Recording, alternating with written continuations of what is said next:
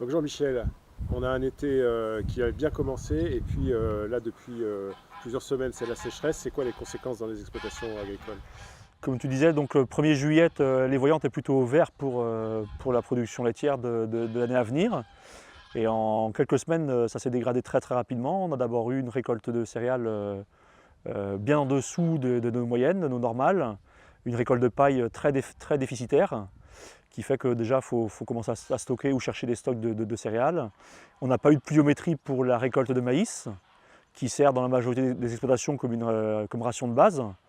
Donc en quelques semaines, la perspective des mois à venir est beaucoup plus noire qu'elle était il y a quelques semaines. Il y a des exploitations pour lesquelles ça va poser des problèmes de trésorerie en termes de fourrage. Ouais, parce que le printemps a été délicat pour réaliser des stocks. La paille déficitaire, donc la paille, déjà, les prix se sont déjà envolés. Et la récolte de maïs va être déterminante.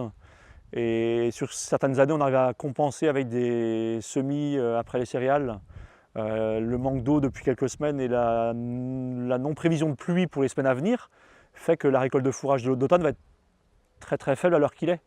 Donc oui, ça va être très problématique pour les semaines à venir. Alors le maïs, c'est un moment très important dans les exploitations laitières, l'ensilage de maïs. Et comment se présente la récolte de cette année?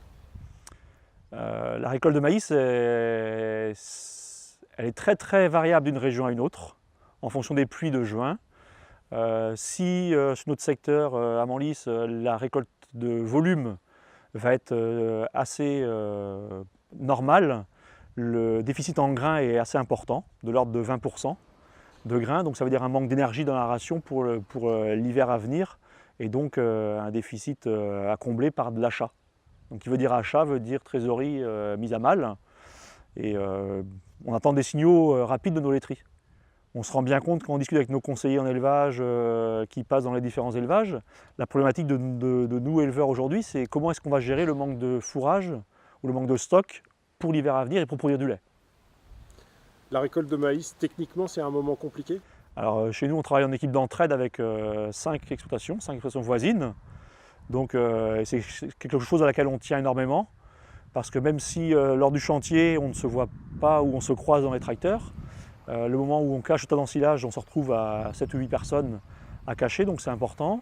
On peut échanger, et le repas est un moment aussi d'échange et convivial qui permet aussi au niveau moral, qui fait du bien dans une conjoncture comme celle-ci, et qui nous permet aussi d'échanger entre nous sur la façon dont on va procéder pour pallier le manque de fourrage éventuellement. Donc on échange entre nous, et comme je dis souvent, tout seul on va beaucoup plus vite, mais ensemble on va beaucoup plus loin.